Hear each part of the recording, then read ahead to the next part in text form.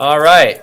So today, guys, we're going to be looking at exercise number 2 in After Effects, going over tools and operations in the software. So we're going to be looking at a few different things today concerning that. First off, looking at how to use the basic shape building tools, how to operate with the pen tool inside of After Effects, and developing type. Alongside that, we will also be looking at how to use any of these to generate a basic layer mask inside of After Effects. And outside of the drawing tools, we will also take a little bit of time to look at basic animation controls inside the software. We will also re-examine animation a little bit more in depth with some advanced tools in a later exercise. So today you're just going to be getting your feet wet. All right. So to start off in our file today, we're going to start with just a fresh project file because all we're working with is assets and imagery that you can generate directly in the software. So projects are automatically initiated by After Effects by default. Don't forget that whenever you're working with a video project, you need to maintain that file structure system. Or you will run yourself into a wreck later down the line when developing your work with unlinking videos and media not being found and all kinds of nightmares. So if you want to avoid that, keep your media in the same location the whole time for the duration of the project. So you mean like as much as possible. Don't move it between folders if you don't have to. Get it right the first time. If you get it wrong, it's okay. It's not the end of the world. But it helps and saves time if you get it right. All right, so I'm going to go ahead and initiate a new composition into this project. So we're going to go up to where it says Composition from the top menu bar and New Composition. All right, now inside here, again, rename the comp. I'm going to start with Main Comp. You can get more fancy if you want to. Under the basic tab that we have open, your preset should be custom. Your width and height ought to be set to 1024 by 768. Make sure that you unlock the aspect ratio checkbox here to make that happen. Because by default it's set to HD video settings, which are widescreen. It will not factor correctly into 1024 by 768. Once you have those dimensions changed out, the next thing you want to do is slide down to where it says frame rate. You don't need to mess with frame rate. Again, the dimensions are what are key for our purposes in this project. But go over to where it says not drop frame and switch that to non-drop frame. And then we're going to slide down to duration. And just make sure that your duration is set to 1 second. And make sure, I'm sorry, not 1 second. That's bad. 1 minute. Thank you, everybody. You don't want to make it 1 second. That's what I meant to say by that comment. I had a student, it was kind of funny. They accidentally set it to 1 second and didn't realize it while they were looking at their timeline. And it was measuring in frames instead of seconds. And so, anyway, make sure that you have it rigged the right way so you don't run into that, okay? So again, what's the order of the time code here set up in duration? So where's it start on hours? Minutes. Seconds. Frames. That's right. Hours, minutes, seconds, frames. Good job. Okay, let's go ahead and, before you open it up, normally I would tell you when working with the normal project to go to the Advanced tab and check the boxes for preserve frame rate for nesting and preserve resolution when nesting. If you initiated your project already, you can just go back to Composition and go to Composition Settings and change it at any time. So After Effects is a little bit forgiving in that sense, so fear not. All right, go ahead and initiate it and say OK. Now, once you have it launched in, I wanted to make a couple quick notes on things that you can adjust in the composition window. Okay, so that's that main black space there. The little menu that runs under it, there are a couple items here that you may want to know about. First off, if you ever want to adjust zoom in this screen, you can select the screen and then hit like Command minus or Command plus to zoom in and out incrementally. You can also use over here towards the left corner of that composition window is a pull down measured in percentage, and that's your zoom percentage level. I recommend using that from time to time to use the option that says fit up to 100%. That can just be helpful so that you can blow up the comp to fit the entire comp window effectively without cropping. All right, and then one other thing to notice in that comp window, there's another pull down. It may say half on your screen, or it may say quarter or third. That is the preview resolution for the composition window. And that's a big thing to know how to operate correctly when previewing your work. Number one, I would typically, workflow-wise, I would recommend just leaving out auto when you're just generally perusing your playback of your work. If you're wanting to see a high-resolution preview of a small area, okay, a small area of your animation, like 5 seconds or something, then you might want to flip it up to full to get the full effect of the animation or special effects that you've applied to that region. But otherwise, leave it on auto because the system will determine for you the proper playback resolution to make it play at normal speed or full frame rate. Okay. So that's just a couple things I wanted to point out about that window that, again, you may want to take advantage of from time to time. All right. So let's get rolling with playing with some of these drawing tools.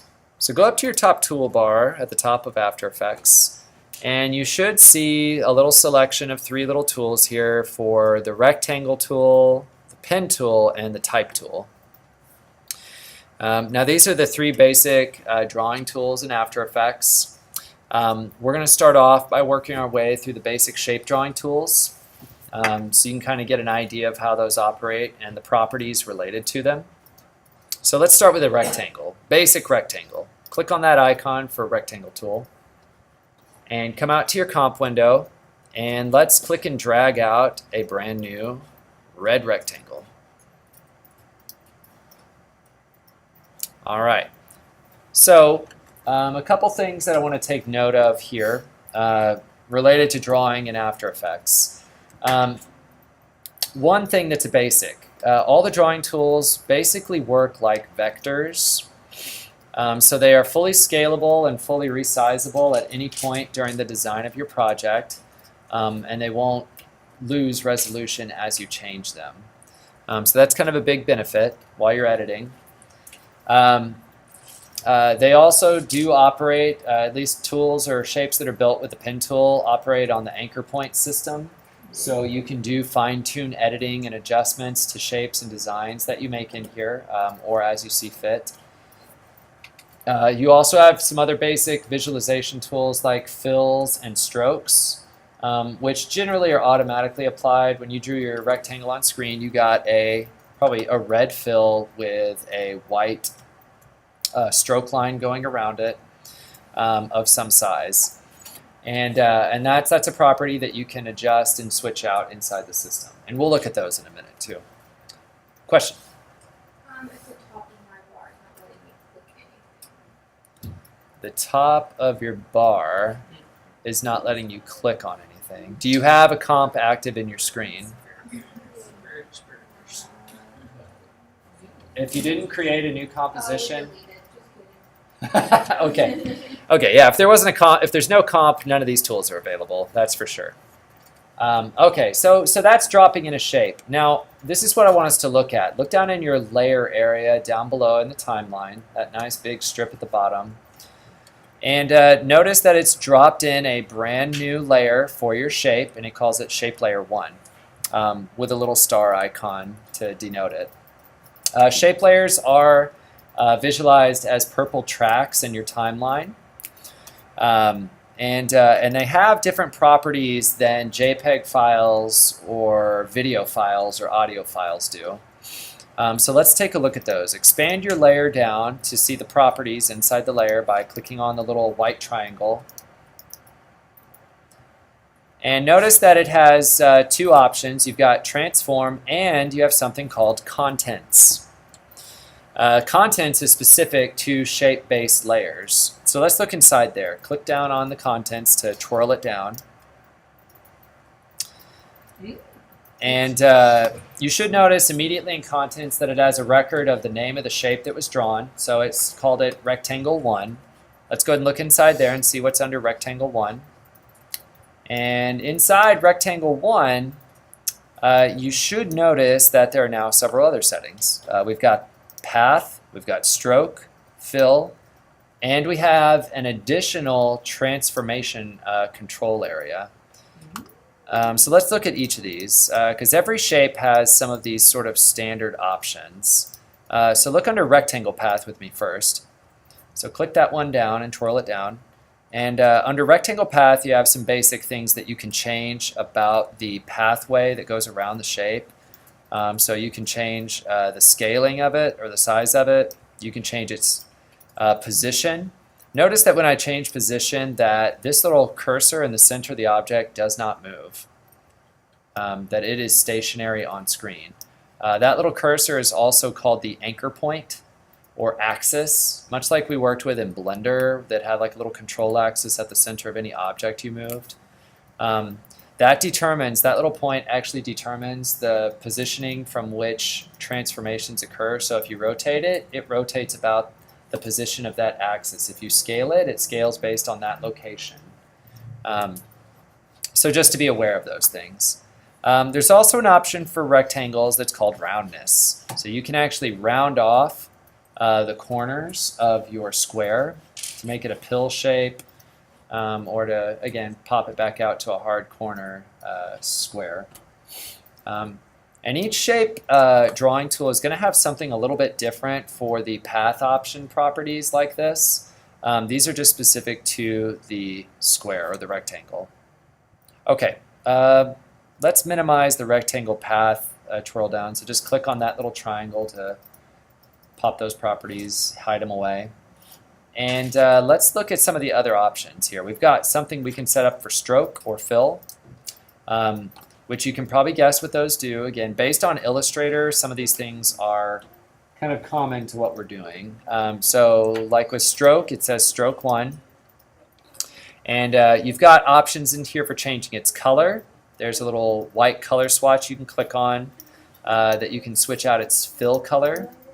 So you can change that out to give your object a different tone for the fill, or again for the stroke color. My bad. You also have an opacity option, so you can make the stroke in this case visible or invisible, or halfway faded. You can also change the stroke width based on its pixel dimensions, so you can play around with that as well. These are all properties that we can also animate and change over time. You can also transform the stroke line into a dash line. Down below there's a property. You can click the plus button to add a dash effect to your object if you want to, like we add in Illustrator. Okay, so those are just some basics of working with stroke. So I'm going to twirl that one back up, minimize it. And now we're going to look at fill. So let's twirl that one down. Underneath fill, for the same object, again, you can change out the same stuff, flip out the color for the actual fill tone in the center of the object. And you can change its opacity. Just as a couple basics that you can do with that part. Now the unique feature that happens with shapes is that you can also do an individual transformation to the shape object inside of the shape layer. That is why there is a separate transformation for rectangle 1 as opposed to the other transform that is for the entire layer. Let me show you why that's important. For the shape layer itself to have, or the individual shape to have a transformation. The reason for that is that you can actually take your shape drawing tool and you can draw multiple shapes into the same selected layer together. So what I'm going to do is I'm going to select my shape layer, and you can do this with me, and go back to my rectangle tool up at the top, and I'm going to go into my comp window and draw some extra overlapping shapes. Now, look back down in your layer properties for your contents for this shape layer. You should see now that you have 2 new rectangles added to the list. Okay? So that means that all 3 of these are now buddies inside the same layer together. And this is why transformations are important to understand how they operate in After Effects. So the one that is not hidden inside the contents section that's right here, if you go in there and you manipulate these transform controls, it changes the entire layer. Okay? So it moves everything inside the layer at one time based on that one transform function. Now, let's juxtapose that and compare it with the actual content transformation. So go into your contents this time and twirl down, one of your rectangles and go to one of the individual transforms listed for that rectangle. And now manipulate the position options. And now I can just move one thing, that particular rectangle. So I can slide my position options around values to move that object only. I can also rotate just that object on its own. Well, can you move everything at the same time? Yeah, if you want to move everything at the same time, you have to use the layer transform. So you have to come out of the whole contents area, so minimize all the contents and go to the base transform outside of that. And that is the layer transform. So big difference. But this is unique because this is only available with shape-based layers, okay, that you have those 2 different things operating in the same layer properties. But it's important to know that you can animate independent objects inside of the same layer if you want to, instead of just animating them all to move together like we did with the layer transform. You can also do other things like choosing to draw shapes on their own layers independent of each other. The way you can do that is by coming down to your layer area, deselect the layer you're in by clicking outside of it, somewhere in the big empty dead space below it. So click down here somewhere to deselect your shape layer, and then go back to your shape drawing tool and draw in your comp window, again, a new shape. And you should notice when you do that that a brand new shape layer pops up in your timeline layer area for that new shape you drew. And that's a way that you can separate shapes as you go. If you don't want them to be affected by the same special effects or the same base layer animations or transformations. So that's just a couple reasons why you might want to keep them separate. All right. One other thing that you can do with a shape layer that's kind of interesting, that's not available on any other kind of layer in After Effects. There's this little command when you twirl down the properties for contents that says Add. Click on the little circle next to Add, and again, it's directly to the right of contents. You just kind of slide over a little, and you should see a little pop-up menu when you click on that little circle. This allows you to, as it says, add extra properties to the shape layer. So you can actually add in like standard shapes. You can add additional fill colors. You can actually add several fill colors to a single shape if you want to and have them interact with each other and mix them. You can add some of these other sort of visual attribute controllers at the bottom that are listed together between merge paths and zigzag. These are kind of fun to play with. They can be animated too. Let me show you one of these real quick. Repeater is actually pretty fun. So I'm going to go down to the one that says Repeater. And I'm going to scale down my shape real quick. So I'm going to go to my Transform Rectangle 1, and I'm going to scale my shape down so you can see it a little better. But notice that with Repeater on, it now has these extra copies kind of layered right behind it. And Repeater has its own property. When you add one of those, a property will be added to your contents for your shape layer. So mine says Repeater 1. Couple things to notice about these different layers. The order you put them in affects the layer in different ways. So with repeater 1, I have it buried inside of my rectangle layer. I can actually add it, I can click and drag to move it around, to take it outside of my main rectangle area. And then I can apply it to any number of other shapes that I have designed inside my shape layer. So if I decided I wanted to draw like an extra shape in here, I could draw a circle and it would draw with the repeater turned on that shape as well. Now, the other cool thing, just so you can see this, if you go into the repeater properties, expand it down, you can change the number of copies. You can also go into the transformation controls for the repeater. And what this does is sort of factorial transformations. So as you change the transformation, it sort of enacts the transform separately on all pieces.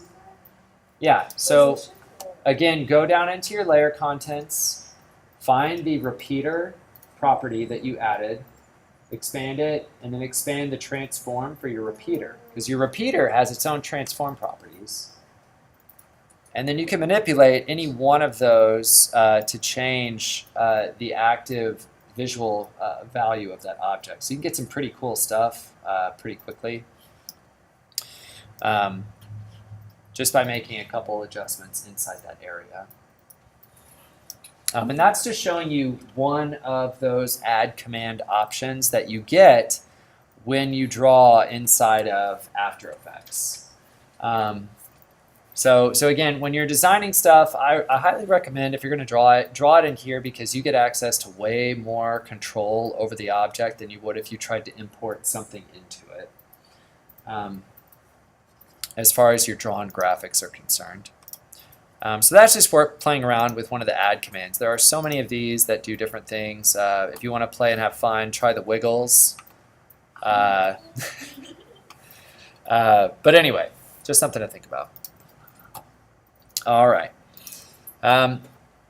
Something else to know while you're playing around with drawing shapes in a shape layer. If you look at the top of your screen, you should see a few options up here at the top above your comp window that say fill and stroke. Those directly correlate with the shape tool you're drawing with right now, and you can change them up here before you get started. So I can actually go and click on the box for the fill color up here and change out my fill colors if I want to. Same with stroke. I can also change the visualization method for the fill or stroke by clicking on where it says fill or stroke. So go ahead and do that. Click on where it says fill up at the top, and you get a little pop-up window. And this little pop-up window, when you click on the word fill or stroke, gives you fill options.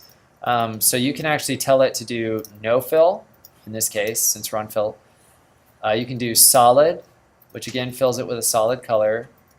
You can use linear gradient, so it'll use a gradient application fade, or a radial gradient, which is a rounded form of gradient structure.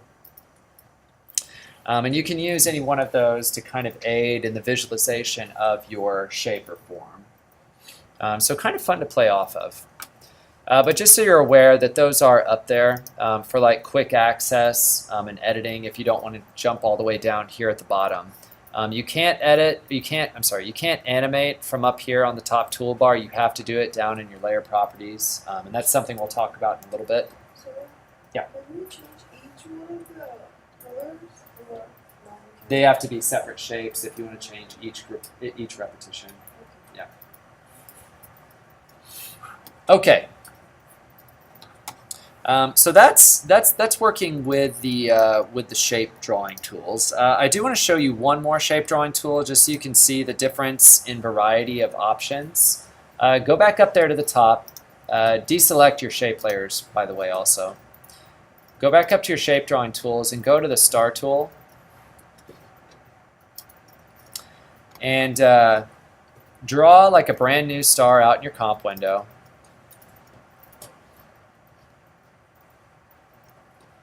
You can hold down Shift if you want to make a constrained object to where it drags it out and doesn't rotate it around. and do funky things with it. You can hold shift to do that while you stretch it out. But let the star go in your scene, and then I want you to go to the properties for that shape layer. So find your shape layer that probably just generated and popped up, and look for the contents and expand the properties and look under Polystar 1. And then I want you to go into where it says Polystar Path 1. Now this is very different than that rectangle, right? Like the rectangle gave us like 3 options. So this gives you like 7 different options to play off of. So look at these. They all do something very different. This is just to show you there's variety in edits for different shapes or parametric shapes. So points allows you to change how many points your shape has. So I can make a triangle without any trouble. Or I can make like a really kind of wild badge looking kind of symbol icon if I want to. Just by dragging the point value. I can also change, if you slide down, you can also change the inner radius. So that allows you to pull the inner anchor points inwards on the star shape. You can also change the outer radius, and that'll pull the outer anchor points away from the center only. You can also change inner roundness. So if you don't like it being angular, just change the inner roundness, and it will round off forms. And outer roundness will do the same. Kind of makes like a flowery kind of looking appearance to it. It's kind of your 60s hippie flower. So, so just so you can see that different shapes will have different path properties built into them, again, based on their overall design. So you won't encounter the same options with different shapes, but you can get some interesting startup forms really quickly. So again, I encourage you and try these out, experiment with them, see what you get. Ooh, man, this is pretty cool. Yeah, you can definitely, if you push those values really hard, you can get like inverted shapes and forms, so it gets really cool. Okay, we're going to go ahead and move on from the shape builder tool, guys. What I'm going to do is I'm going to actually like just get rid of all the layers I've been playing with here. If you ever want to delete stuff you've created, like you don't need it, you can just select all the layers in your timeline by dragging a box over them, or clicking on them individually and hitting delete on your keyboard. Okay, the next tool that we're going to examine is the pen tool. Alright, so if you recall Illustrator, we worked quite a bit with toying with the pen tool. It doesn't necessarily work any differently in here. If you look under the pen tool, there are about 4 or 5 different options to play with. I'm not going to really go over the mask feathering tool for our purposes because that's a little bit more of an advanced tool. But I'm going to work with the add vertex, delete vertex, or convert vertex tools in here, as well as the basic pen. So we're going to start with the basic pen, and I'm going to come out to my comp window. And this draws the exact same way it does in Illustrator. Always start with a base anchor point, or what they call in here a vertex point. And then from there, continue to design out your object. Now you can click and drag, remember, if you don't want to make an angled corner and you want to make something rounded off. But go ahead and complete your shape, draw all the way around it, and then reconnect to the beginning vertex point by overlapping it with the tip of your pen, and that should close off your shape to make it complete.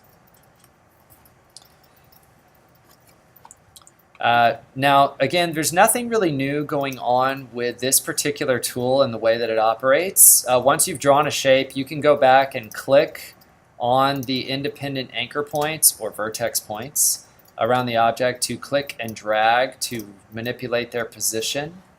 To change the shape of the thing that you built. So again, if you're trying to make like custom graphics or custom forms, this is a great tool, of course, to use to do that with. Highly recommend it. The pen tool is also one that we'll revisit upon to help generate, again, sort of custom mask shapes and forms at any time that we want to. If you look in the layer properties for this particular shape layer, that a pen tool generates. You can go ahead and twirl some of those down, look inside the contents at the bottom.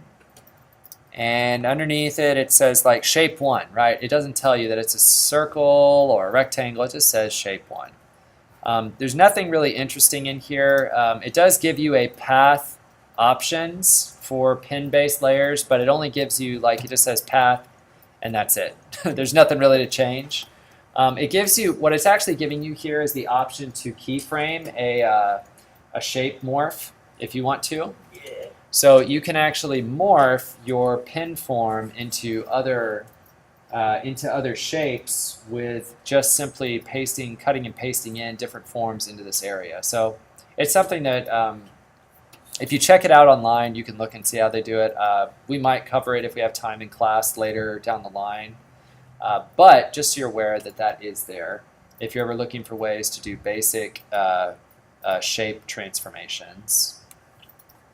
Okay, so nothing really interesting going on inside the transform contents for this, so I'm just going to twirl those back up. While we're on the pen tool, I do want to identify this. While you have that layer active and selected in your layer area, look up across the top toolbar, and you should see two little icons that are grouped together up here. One that looks like a little blue star, and one that looks like a little rectangle with a black square in the center. These are your two different drawing modes that you can toggle inside of After Effects. With the blue star on, it tells After Effects that you are drawing shapes. With the box next to it turned on instead, you're telling After Effects that you're drawing masks or layer masks. So now that I'm going to turn on the layer mask option, and I'm going to come back down to my shape, and I'm going to draw a different shape over the surface and close it, and instantly what I get is a mask form over the top of my object. So we get a nice, neat little cutout that we can manipulate at any time that we want to. So this is just what we call a basic layer mask inside of After Effects. It's kind of fun. It can be animated. You can actually animate the position of anchor points all around the object to make the mask move around over time, to make kind of unique sort of moving forms. Or again, sort of cutout windows to see the graphics through. In a later exercise, we will examine other methods of creating masks appropriate for projection mapping and other purposes. Yeah, question? My layer mask option isn't showing up. Okay, when you're working with it, couple things to check. Make sure that you've got your shape layer selected down below, that you have a shape drawn on it, and that, let me see what else you need to have active here. I'm going to just recreate mine real quick. Because sometimes if it's not active or if it's grayed out at the top, it may mean that, like, do you have any anchor points selected in your object right now that you have drawn in that shape layer? You don't have anything selected on it, do you? I have the whole thing selected. Okay, the whole thing's selected. Okay. And it is visible, right? You can see your shape on screen? Okay, just checking. Well, let me delete a couple things here, like my whole layer. And I'm just going to start drawing. Normally, when you don't have anything, it's automatically grayed out because it doesn't know what to do. It just assumes you're going to just start drawing on the fly. So I just started off with the fresh one here. Oh, I see. Okay, I clicked on I wasn't on my pen tool. Okay, there you go. Yeah, if you leave the tool behind to go to some other tool, it will disengage from your ability to switch to mask drawing mode. But again, if you draw with a mask, the mask is subject to the transformations of the layer that it's on. So what does that mean? That means that if I come and twirl down my properties for this layer now, and go to my main transform property for the entire layer, if I change the rotation, the mask rotates with the object. It's locked onto it. See how that works? So they rotate together, they change position together, they scale together, like Siamese twins. So just be aware of that, that's how this particular mask operates. So if you start animating the background material in this layer, that mask is not going to move or is not going to stay still while the imagery behind it moves around. Okay, there are other ways to do that that we will examine on another exercise. Okay. You may also notice that when you draw a mask like this, it actually gets its own property inside the layer contents. So there are things that you can change or manipulate for that particular mask effect. Like you can give it blurred outlines. You can change that mask to become opaque or whatever's inside of it invisible. And you can also expand it pretty well. A lot of people use this to transition objects onto screen by just using the mask expansion to make it sort of appear. All based on the shape of the mask. Pretty cool. Where is that one? And that's down below in the properties for the mask. Okay. Okay, so that's basic pen tool stuff. Again, if you look under the pen tool, you do have other option tools there. Like you can add additional points if you need to get more editing power out of the shape you need. Like if it doesn't have enough complexity, you can go to add vertex, or you can go to delete if it has too much detail or unnecessary details. And then the last one is the Convert Vertex tool, which works like your Convert Anchor Point tool in Illustrator. And you can just click and drag on your respective anchor points to round them off or to convert them into automatic corners or automatic rounded edges. Just by clicking on it, you can do that. It's kind of a nice nuance inside of the Illustrator system.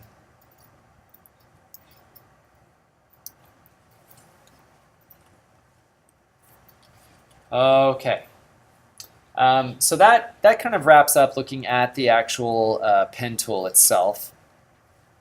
The next one that we're going to identify here, guys, we're going to go ahead and move past this one. I'm just going to, again, delete the shape from the layer stack here. And I'm going to go to my type tool. So this is the last drawing tool we'll look at. So go up to the big capital T. There are only two options under the type tool. You get horizontal type or vertical type. Well, keeping it simple. But what you can do with it is, you know, not unusual for what we can work with in here that we haven't experienced before. So you can either create point type by just clicking with your type tool and typing away, or you can exit the type tool, go back to it, and then click and drag out a type box to create constrained type to an area. So again, nothing really unusual about the design of that tool so far. Even if you look over on the right-hand side of your screen, you should notice that you have a type tab that pops up, and that gives you all your type options that you can play with, from scale to kerning and leading, all the way down to your stroke controls. So you can control the stroke size around your text or its color, and it's pretty basic stuff. You can also change the fill color up here where it has the color box. So you can change all this stuff out as you go. And that just gives you basic controls over your characters that you draw. Again, if it's part of your design, if you're using text in a manner that's like creating texture or pattern in your design somehow. But also it can be used, of course, if you're developing like a title or a logo or something for other types of projects. Okay. Now look down in your layer properties for this particular thing. There's not a whole lot. When you look at your text layers, they are red in the bar in the timeline area when you see them. If you expand them down to look at their layer properties, there's not too much going on in here that you can just play with on the fly. They do have properties that you can add to them to animate. If you recall from our shape layer, we had an add command. This one has an animate command instead. And under animate, you can add several different things to transform the properties of a text layer. So you can add additional fill color controls. You can add blurring, rotation controls for characters, line spacings can be animated over time, all kinds of things. You can even enable what it says per character 3D. So you can actually create 3D character forms that are independent of each other. You want to make them look like they're pushing and poking out of space. Another interesting nuance to character layers is that you can convert them into shapes if you want to. It's pretty easy. You just select the layer you want to work with, and then go up to the top menu bar and go to where it says layer. Click on that and go down, and it should say down here, create shapes from text. If you do that, it will generate a brand new shape layer in your layer stack. And inside the contents for that shape layer are all of your letters separated into individual shapes. And so that means you can actually go in and animate individual characters if you want to. So kind of fun. Can you show how to do that one more time? Yep, no problem. So again, you select the text layer that you want to work with, and then you come up to your layer menu option at the top of the screen, and then you slide down to where it says create shapes from text, and that'll get you that pop-up. If you notice on here while I have it up, you can also create masks from text. So you can instantly have like imagery that can show through text options, or show video through text. It's kind of fun to toy with as well. But just so you know, that's also listed inside here.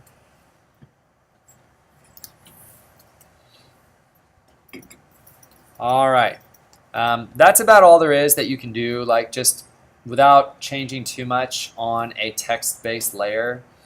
So I'm just going to twirl that back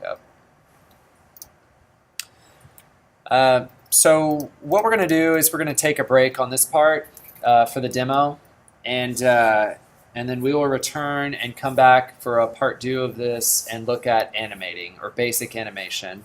So when we come back, we'll look at that.